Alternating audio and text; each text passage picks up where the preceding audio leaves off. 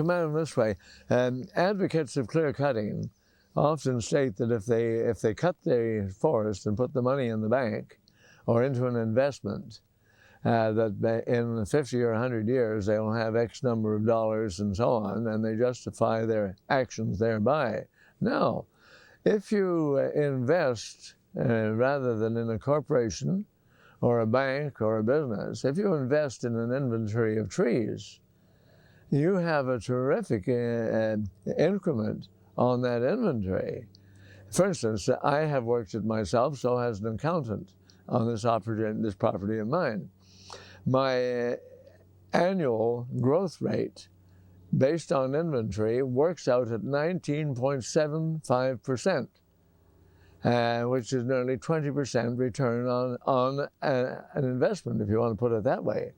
Now, I can never be sure that the company that I invest in is going to stay solvent. I can never be sure that even an insurance company will remain solvent. But I can be reasonably assured that the tree is going to go right on growing. So I have a better investment, a more solid investment, and just as good a rate of interest, and better in some cases, than I would have if I liquidated the stand and put it into an investment. I have control of it too, which I don't have control of my investment. Somebody else has.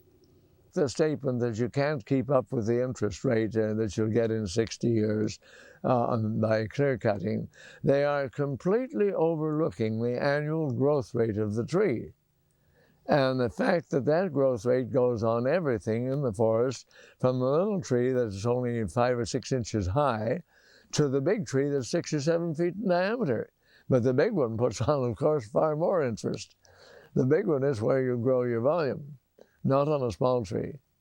So I think their problem is they've only used part of the mathematical formula in their calculations. They forgot the rest of it. In other words, they ran the household without paying the taxes, the rent, the light bill, and the water account. You know, you can always show a good deal on a basis like that. So to me, their arguments are completely false. In this continuous harvesting and continuous cutting of your forest, you're also involved in continuous growing naturally, because trees are growing around you as you're cutting, and they go right on growing from year to year. And we have a classic right alongside of me here, where you have a stump that was cut in 1945 on my first cut. The tree right by my right shoulder here was about 10 feet high at the time, and I very carefully fell to make sure I didn't damage it. Now we have a nice piece of merchantable timber here, and on the far side of the stump we have the next generation of trees with an already jump start, if you like to call it that, on a planted forest. We have a jump start of 10 or 11 years of growth when I take this tree by my shoulder out. That is continuous production off this piece of land. It's never stopped growing wood at an appreciable value, because those trees were, the large one was an adult for this area of ground and wouldn't have grown much larger because of the soil. This one here by me is almost into the same size range in a matter of 45 years. There's no way I could have accomplished that with a clear-cut and plant. There's just no possible way you could do it on this particular type of soil. You might, with a specialized tree, under a specialized set of conditions, in a laboratory or in some experimental farm, you might have duplicated it, yes, but that's not a forest and never will be. So this type of forestry that I'm in is you have continuous production on your soil. Everywhere you go through this area, you'll find a situation much like the one by me here, where you have an old stump and the trees that have grew, or either were growing when that stump was cut, or have started to grow almost immediately after without benefit of planting or cost of planting. They're for free. My planting is for free. Now, there's no way you can equal that in a clear-cut operation. Your planting isn't for free. It's costly. When we get into looking at the forest from a strictly mathematical or accountant's viewpoint, unfortunately, companies have different ways of utilizing balance sheets, and so we find a situation where most of our thinking in the forest has been done on the basis of the cost factor of the forest.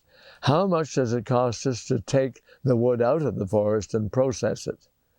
We do not on this continent consider cost as being the full balance sheet, where replacement of the forest, damage to environment, loss of fish, loss of habitat, loss of rainfall, erosion, and so on, are charged up against the actual cost of the wood. They should be, because that is a physical cost of the operation.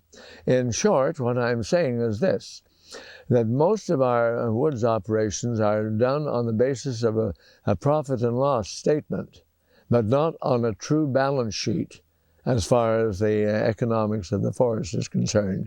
The economics of the forest would maintain that not only the cost of cutting the forest, the cost of replacing it, the cost of any damage done in the process of removing that forest to atmosphere, water, air, fish, any other form, aesthetics, whatever you want to go.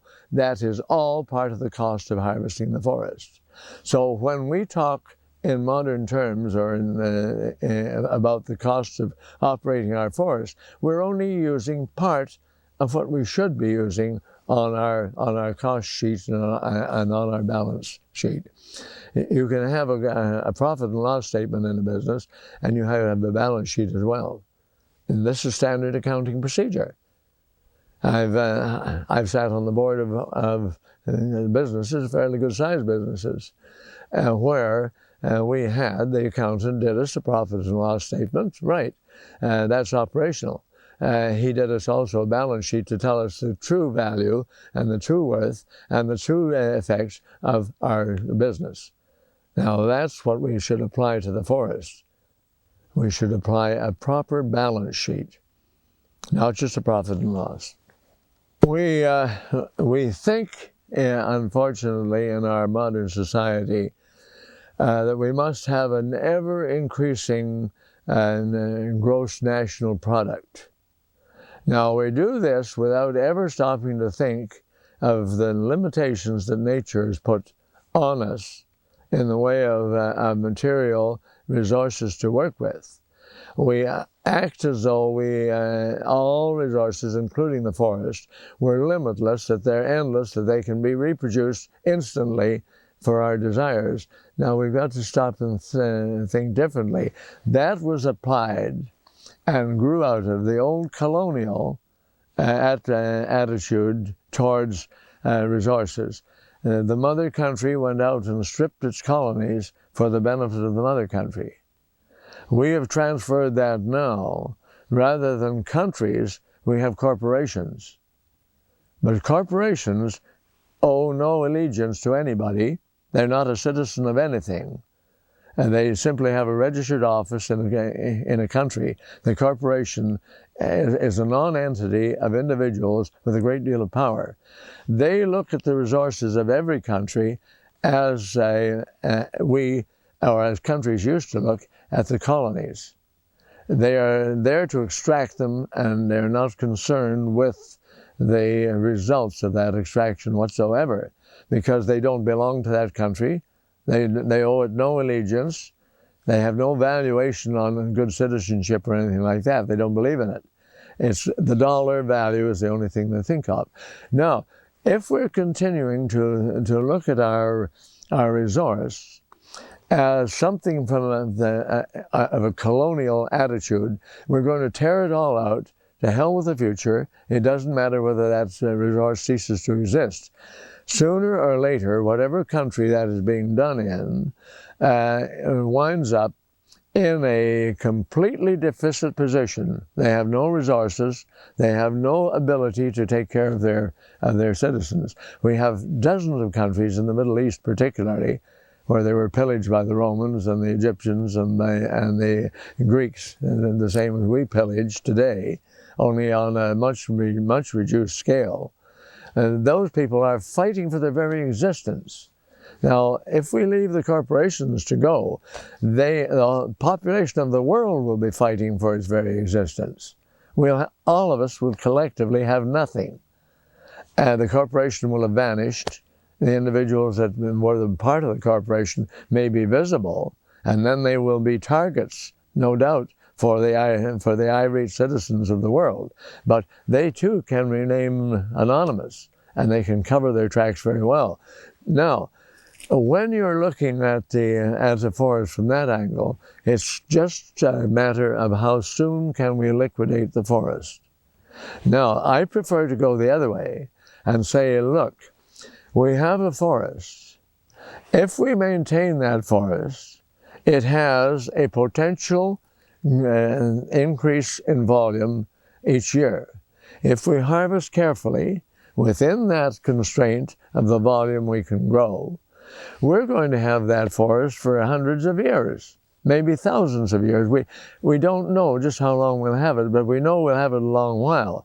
Countries that have practiced proper selection forestry for 200, 300, 400 years have forests.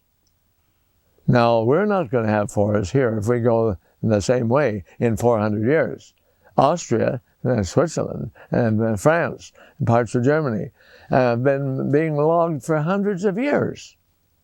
But they were never logged clear-cut. Once they got into clear-cut, then they're in trouble. Sure, they make a lot of money fast for 2 or 3 generations of trees, but not people's generations and tree generations, of course, being different. You get 2 or 3 generations of trees, and then that's it. And you have to start from scratch, or hope you can start from scratch to build back. We have forests still standing. Let's use them in a way that we can maintain those forests and maintain the employment from those forests, maintain the products that we need, a supply of them from that forest, and further than that, keep our local people employed in a manner that gives them a satisfactory income and a more than satisfactory standard of living and a lifestyle that many, many people like. There's a lot of people that value, thank heaven, a lifestyle much more than they value a dollar bill. Dollars are necessary, yes. They're a medium of exchange. But we've turned them into a commodity, and that's where we've lost our track. You need dollars to exchange. It's a sensible way of exchanging goods. Okay, but there are a lot of people that value a standard of living and a lifestyle much, much more than they really value a dollar if they stop to think about it. Some haven't stopped to think about it, others have. And they know what they want. They can make that decision. I want a decent standard of living. I want a bit of security. I want to be able to do the things I like to do within reason. And that's what I like about being alive. Okay, now we're looking at a forest from the angle of how we're going to use it. If we use it with the idea of having a long haul utilization of the forest, we're going to keep more people employed in that forest, because in order to do it satisfactorily, you're going to have more people in the forest, you'll have less equipment in the forest. Your overall investment in extraction will be down, but instead of paying it to big corporations for big equipment and big interest payments to a bank, you'll be paying it in wages to the people that are operating in your forest. I'm not against technical equipment and the improvement of equipment. It's excellent, but let's make that with relation to what we propose to do, and relation to people in this respect, that we want to keep them employed, we want to keep them happy, we want to keep them law-abiding citizens, and we want to have them feel good within themselves. That's the real thing. Now, when you utilize the forest as this one is being used, you still have your people falling timber. You have your people skidding the timber or taking it out by whatever means they're using. And there are very variable means, from skylines and possibly even aircraft in the future, to horses. You've got a wide range of technical equipment that is necessary available. But it's small. It has minimum of impact on the forest, on the ecosystems, the fungal systems, and the biosystems. And so it maintains your forest, it maintains your employment, and it can maintain your continuity of supply of products from that forest. Another factor, of course, if you want to get into it, is the food and medicinal aspect of your forest. Forest companies are not concerned with that. Governments, unfortunately, haven't been. We have food and medicines in our forest, and that would probably put some of the chemical companies out of business. But we'd be a lot healthier people if we were using them rather than the synthetic chemicals we use. There's another wide range of opportunity for people to go in there that understand the forest, know what they're harvesting, understand the plants that they're harvesting, and how they reproduce and propagate, and do their thing with that in mind so they don't deplete, and you have a whole new industry. You have recreation, you have aesthetics, you have the poet who likes to go into the forest and sit and write poetry that millions of people enjoy. You have a painter that can go into a forest. This is a very graphic example here of how continuity in the forest. But continuity in the forest doesn't continue, it doesn't just mean the growing of trees. Continuity in the forest means a lot of other things, human-related values and products that come out of the forest that are not even thought of in terms of economic value. They're thought of in terms of people's feelings within themselves, their spiritual feelings. Our Aboriginal people had it way over us in so many, many ways. They were so spiritual compared to their forests and us that we should stop and look. They lived in the land for centuries, eons, and years and years, and decades, or whatever you want to measure them by. And they didn't destroy the land they lived in. Now that should be an object lesson. They got their food, they got their medicine, they got their spiritual values out of their forests, off the land. We can't find those sort of things in a book. You can't find them in a temple. You can't find them going and listening to an economist talk, because half the time he really, frankly, doesn't know much about the effects of what he's talking about. He knows his economics. I'm not questioning him there. He knows his economics wonderfully, but he doesn't know what those economics do in the final analysis. In other words, he's half blind. He's got one eye blinded.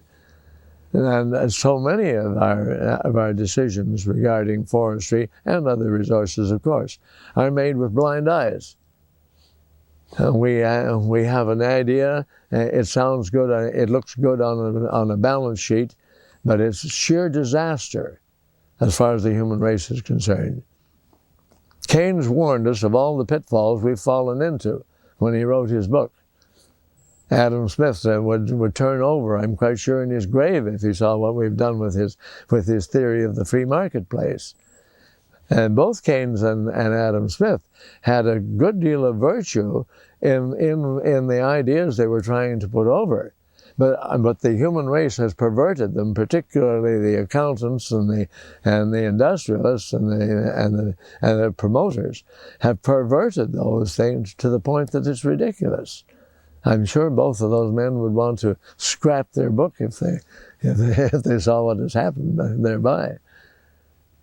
Field of sustainable selection forestry and small operations operated by local people, with local people working for them, there are many advantages, as I see it. First of all, the biggest, of course, is that you're maintaining your forest. Therefore, as long as you maintain your forest, you have material to extract from it. Done carefully, you can go on doing that over a tremendous lengths of period of time. It's going to depend on how well you manage, how long the effect of that management will carry on into the future. Now, when we're looking at these small units, we're looking at individuals who have some interest within themselves in what they're doing. You're looking at communities that have a vested interest in maintaining that resource so they can maintain the employment and the benefits of that resource in their community over long periods of time. You're looking at an operation that will not produce, one unit of it will not produce maybe a huge volume of wood, because of the type of equipment, the individuals involved, and the capabilities of what a man can do in a day. But you can have many units where you'd have one big company with 10 or a dozen employees and a big machine. You could have 4 or 5 units of 2, 3, 4, 5, 6, maybe up to 10 men. And the size of the unit, I think, is going to be found, the workable unit will be a smaller group of people and more groups of these people working, because it's a lot easier to coordinate a faller with or 2 fallers, with the people that are yarding, with the man that is hauling, with the mill that is going to manufacture the goods. That can be balanced off and with a little effort and a little really careful analysis of the operation, we might wind up finding that the smaller type mill that could be very operative and very efficient could keep a woods crew of X number, 5, 10, 15 people going in order to supply that mill. Now, they might further break themselves down into working units of 3 or 5 or something like this. This is something that is going to be determined partly by the forest they're working in, partly by the system that they're working in, partly by the possibility of processing that material and doing it efficiently. These things, some of them will have to be found out. Here, on this operation, when I'm going, there are 5 people involved. And that is fine. Now, if I had enough wood, there'd be 5 people involved full time. I don't have enough wood available on this small property to keep that going. But that shows what can be done. So, we're looking then, too, at this angle of the cost of the production, and by that way. Okay. Well, because we're taking trees out individually, there is no replanting. The cost of replanting is taken out of the equation. It's no longer needed. I'm not against planting in some cases where instances of where the density may not be what you'd like to see, plant a few more trees. And the fellows that are doing the falling or anything else could switch over for a day and plant a few trees at the right season of the year. To augment the stand, that's acceptable. It should not be necessary to plant to replace the stand. There's where we lose out. We're going to go in for thinning, because you're going to have too many trees, and trees do grow under a canopy, whether they like to admit it or not, and they grow profusely under a canopy. You're going to have to thin them. So, and all species seem to react the same way. Let's not overlook this. When you take a tree out, you have altered the canopy. You've added a little more sunlight to the forest floor. It never becomes direct, because as the sun shifts during the day, and the patch of light varies from area to area. So you never get too much sun on your floor. to harm the trees with ultraviolet rays. You encourage them to go straight up, which gets us into another facet of this. By this type of operation, you're improving the quality of the wood you grow, because the trees don't like to have a taller tree than themselves. So they will go for that opening in the sky. To them, the canopy is sort of the sky. That's where they want to be. So they're going to go straight up. They're not going to waste time growing sideways into unusable wood, in other words, to a large extent. They're going to put it on in trunk with limbs at the top where is where they ought to be. And so you have a nice quality wood. You have a very uniform quality wood, that is, as far as growth rings are concerned, because the growing conditions are very uniform. Therefore, the wood will be very uniform. It will be equally strong from the center to the outside. You won't have weak spots in your wood, in other words. It'll be consistently tough all the way through. You have a good ring specification, which means strong structural wood. You have the volume, because the tree has put on effort to get up there. You have, I believe, up to 10% increase in productivity by this type of forestry. And my own records intend to substantiate this. Foreign foresters analyzing rings and data tell me I have achieved a 10% improvement on growth rate. Now that's good economics. And you're not robbing the forest necessarily to do that. You're not stressing the forest, I don't think, either. Although I can't be absolutely certain of. And it takes time to prove these. Anyhow, you have a better quality of wood. So, but you're going to have to thin. Now, thinning is very positive, because you're going to see, as you're thinning, the poorer trees, the weaker trees, the ones that are in unsuited soil conditions and so on, those are the trees you can thin. As those thinnings get up from different stages, they become economic viabilities. Christmas trees, for instance, at one stage of thinning, are much sought after in our society. We still have a lot of people who celebrate Christmas, and we will have for heaven knows how long. They like a Christmas tree. Some of them don't like a Christmas tree that they know has been cut where they feel that the tree shouldn't have been cut. And so they avoid buying them. If they know that it comes from a thinning process in a forest that is being improved thereby and left natural at the same time, or as near natural as possible, they don't mind buying that tree, and they don't mind buying it at a special price. Okay, we begin to make money out of our thinning operation. When it gets a little bigger still, it can be made, some of it can be turned into firewood. Remembering that we always want to leave enough debris in the forest from our cutting, both large pieces of wood and small pieces of wood, to maintain the systems, the biosystems, fungal systems, microsystems in the soils. Because without those, we can't grow trees. So we can extract some firewood, which people like to use, and it's useful. It could be turned into pulpwood. It could be turned into fiber for all sorts of purposes. In many countries it is. From those thinnings of the larger trees, all about so size, comes the pulpwood, some furniture wood, all sorts of things in other countries. Why we're not doing that here is beyond me. It simply shows corporate stupidity. And there's plenty of evidence of.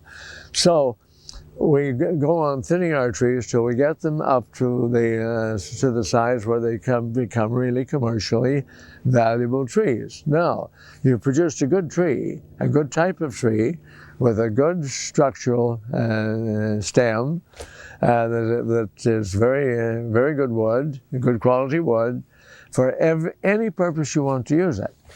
Now you're beginning to look at extraction.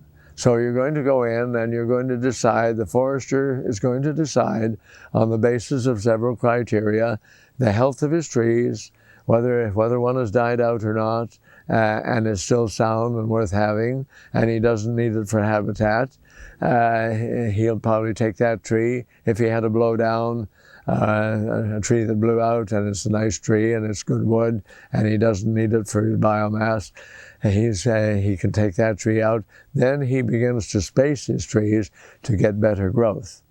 And so he will take out trees with that object in mind of increasing the growth rate and the health of his forest.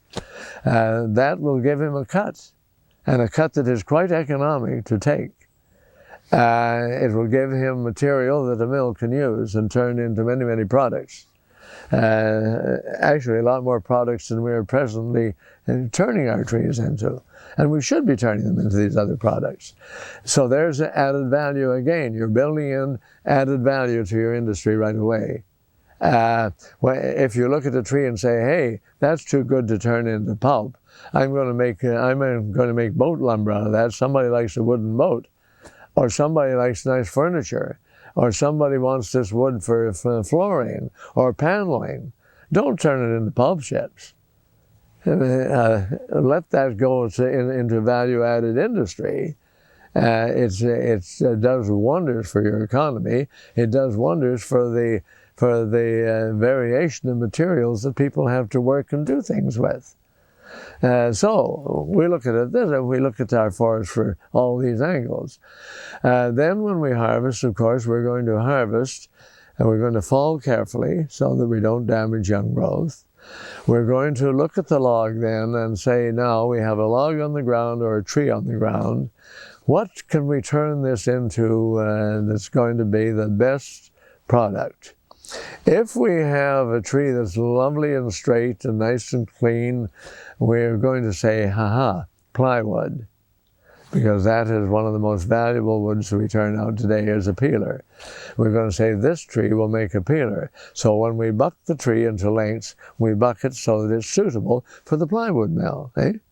After all, there's no reason why we shouldn't do our forestry work to suit the needs of the industry, provided we're not destroying the forest in the process. By all means, suit their needs.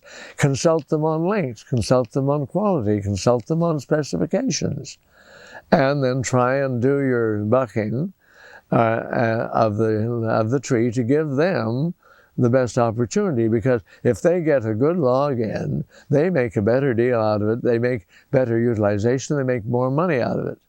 So here's where your economics can be used sensibly. If I can turn the tree alongside of me, for instance, here, by cutting it in different lengths, into products that may enhance its value by $500 or $1,000 on a big tree, I'm foolish not to do that, because I can then ask a better price for my product out of the woods. The other man can turn it into what he can make a better price out of, and everybody benefits. This is where we can have sensible economics. So we've bucked our tree into what is the best way to make that tree a usable raw product. Now it's going to go out. And it's going to go out, if the forester is sensible and the industry is run on a proper basis, it's going to go out with the smallest piece of equipment necessary to do that job. Because the smaller the equipment, the less damage it will do to the soil in the overall picture.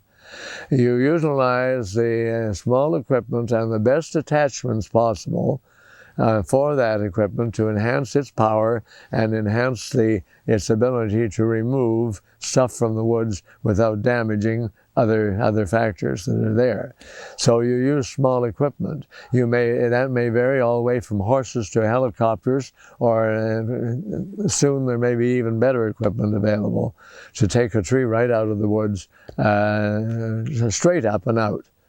And that means then we can go into a watershed, we can go into a sensitive area where some extraction can be justified, and it can be done, and it should be done without destroying the area. It can be done, there's no question about that.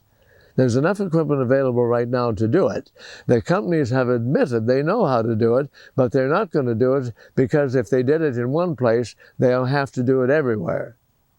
I've had that admission made before me and 150 other people in a meeting by a head forester for one of the big companies. I don't want to mention the man's name. I don't want to get him in trouble. I know that he's simply speaking as another head forester from 8 or 9 other companies would have to be if they were put in the same spot he was in.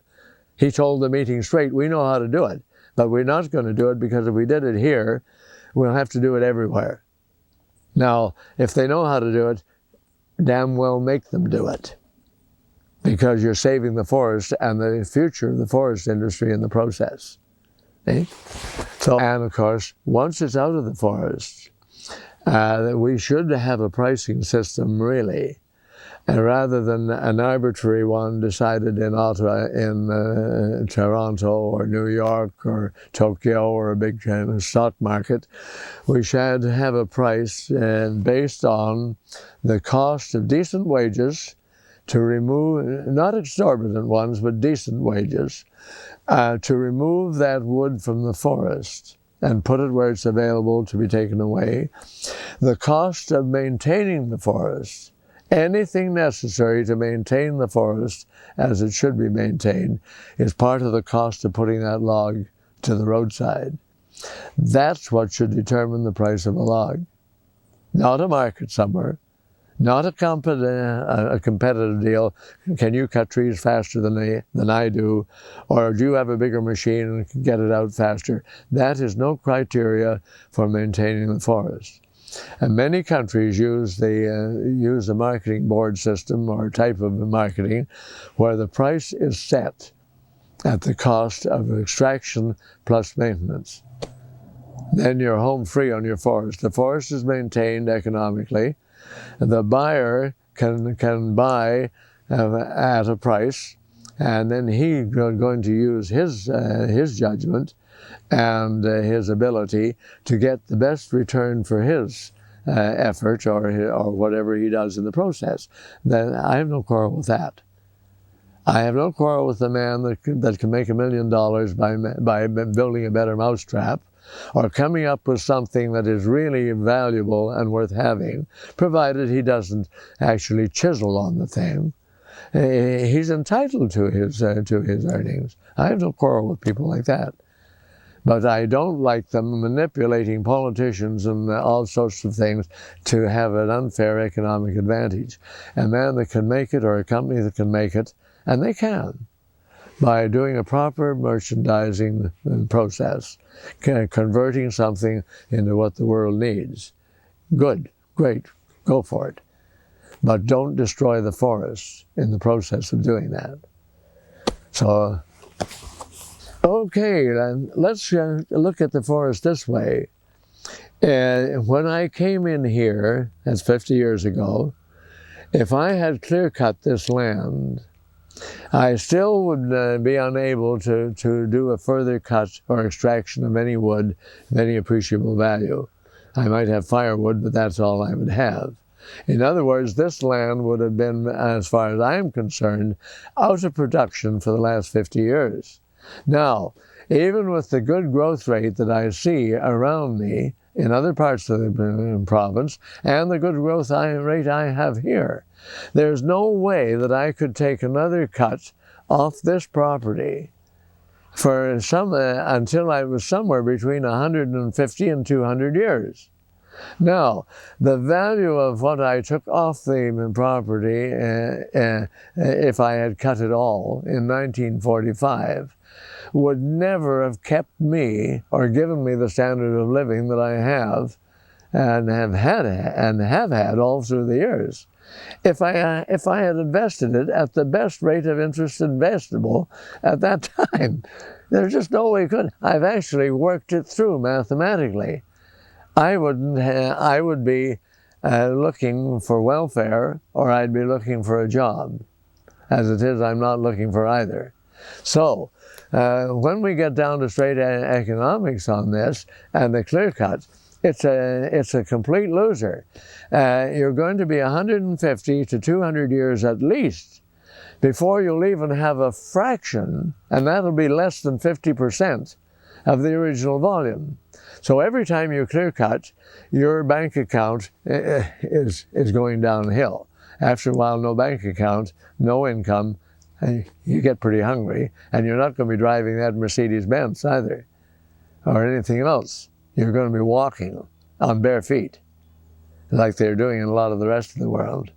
So the fallacy of the idea of being able to cut and replant and wait for it to grow would only be, it wouldn't be fallacy if we had an unlimited world from here to Saturn, perhaps, that we could keep on cutting in, and gradually you would grow enough forest back here to come back on.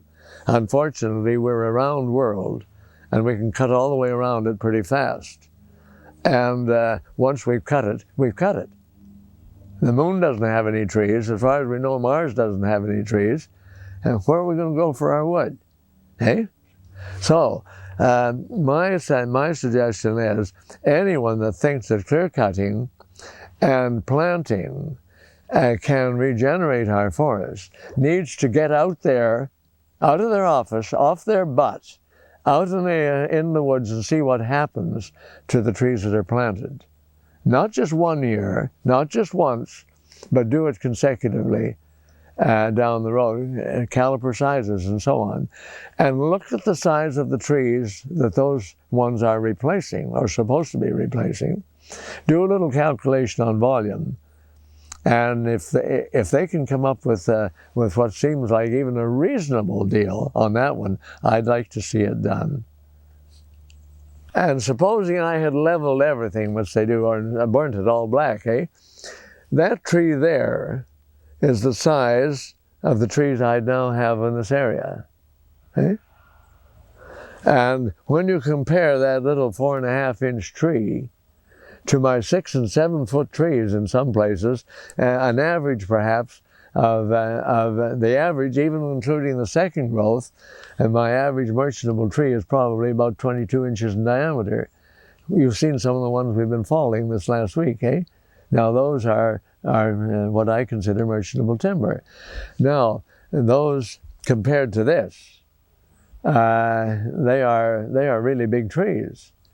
Now I would have nothing on my place virtually bigger than this tree here. There'd be the odd one here and there, but the odd one doesn't make a timber crop. And so I have to sit around for another 150 years and wait for that tree to grow. It's about 50 years old now, So I've got to wait 100 to 150, 200 years, depending on the soil, the terrain, and the species of tree, for another crop. If I had, yes, when you go back and look at it this way, I had 1.5 million board feet on this property. That's board feet in the old measure. And we might as well stay in that so that I don't confuse people. I had 1.5 million board feet according to the provincial government cruise of 1938 on this particular plot of land.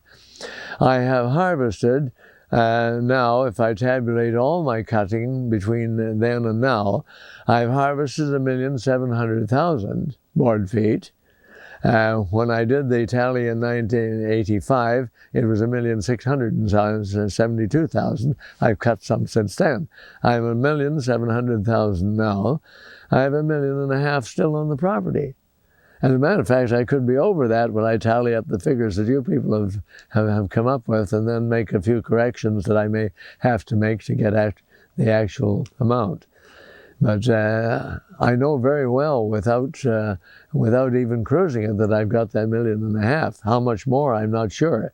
Some good foresters, men with a lot of experience, 20, 30 years, 40 years experience, have told me that I've got 10% more volume than I had when I started right now, by just walking through it. Now, these are people perfectly capable of cruising timber. They're senior people from Germany, the United States, Great Britain, Netherlands, and so on. I have no reason to question their ability to estimate volume. And besides, my own estimate puts me in the same ballpark. You know, I'm playing the same ball game with them on the same field with the same odds. So I don't question them. They look at the density of the new growth compared to the density of the old growth. They look at the percentage of old growth still standing, which is quite high, something like 40%. And they put it all together and they say, hey, you know, those trees aren't as big, but you got 10 times the number of them. So every 10 of them makes up for that one you cut over there. It makes sense. Okay, when you're looking at the forest, now as I look at it, by going for small equipment, I have far less damage in the woods. Small equipment does not destroy the soil or the other young trees or the plants or other vegetation, which are all necessary to have a healthy forest. Small equipment is much lighter. It doesn't impact the soil.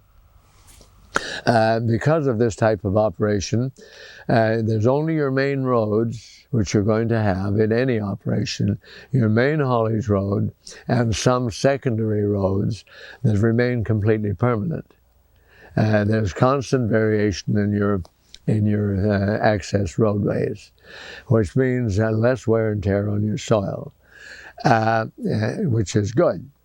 And now, you cut down on your loss, on your potential growing ability by using small equipment. Sure, it takes a little more time to get that quantity of logs out, but you don't have the capitalization involved in that either. You have a machine maybe worth 50 to 60,000 as against one worth $250,000. Now, it takes an awful lot of timber to pay for that $250,000 machine before anybody working in the industry benefits. We don't need those big machines. We don't have enough employment for our people. Therefore, we don't need big machines to displace them. It's just as simple as that. Now, the efficiency of the small equipment is quite good, really, in capable hands. I've never lost money on small equipment. Now, we take it out carefully, and we take it to a small milling operation where the sawyer, the man running the mill, is looking at each log rather than looking at a computer or a scanner and something that says, okay, cut it all, or an order sheet that says all we want today is 2x6. And the log is butchered virtually accordingly. This man has a wide variety of markets that he's cutting for. He may be cutting some furniture wood. He may be cutting some structural timbers. Maybe he's looking at posts and beams. He'll have a number of orders because carpenters want his material. So he looks at the log that's there on his deck, and he says, wow, I've got a beautiful 10x10, which I can make into the best quality 2x10s going, or I have a lovely 6x6, as the case may be, and some side lumber off it, and he goes ahead and mills that log according to his order sheet and what he can get out of it. I find with the man that I've had milling for me for the last 8 or 9 months, he is getting up to 75 and 80% recovery from his log into top quality wood. That is a number one or construction grade material.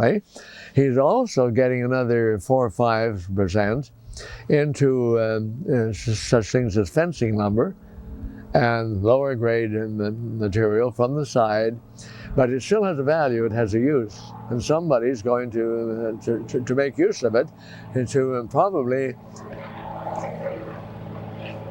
normally think of is this, that if my man who buys the logs off me incidentally and pays me for them and then cuts them to his best advantage, that's fine, good for him.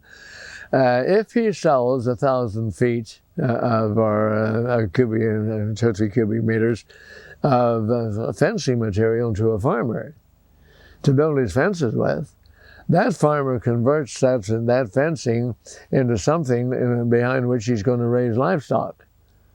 or he's going to raise fruit or vegetables, something like that. That translates again into more money into the economy and translates into more labor in the economy. Now, if that stuff goes all export, we get nothing out of it. Eh? So the operator, whether he would be large or small, don't want to exclude the big fellows. If they rethought their act, and they can function, but they shouldn't be in the forest. They should be in the manufacturing end. Now, if you can convert your material into something that somebody else, if it's housing, that's fine. And that's creating housing space, which is a cost factor for people, which is a revenue producer if it's a rented house and a rented apartment and so on. Eh? If you can convert your material to something else that somebody can use and make some money on that, that's what our economy is all about. That's legitimate, as far as I'm concerned. So this is another facet of this type of operation. It keeps the money in your locality, serving people that are doing things that in turn create employment, they create wealth, and create proper wealth, not just on paper. They create wealth in the standard of living, in the standard of life, which is you can have a standard of living or you can have a standard of life. A standard of living can be sky high and you're the most unhappy person in the world. You're so unhappy you jump off the top floor of a high rise, eh? Yet you have $1 million in the bank. A standard of living, a standard of being, in other words, is the most important thing that man can strive for.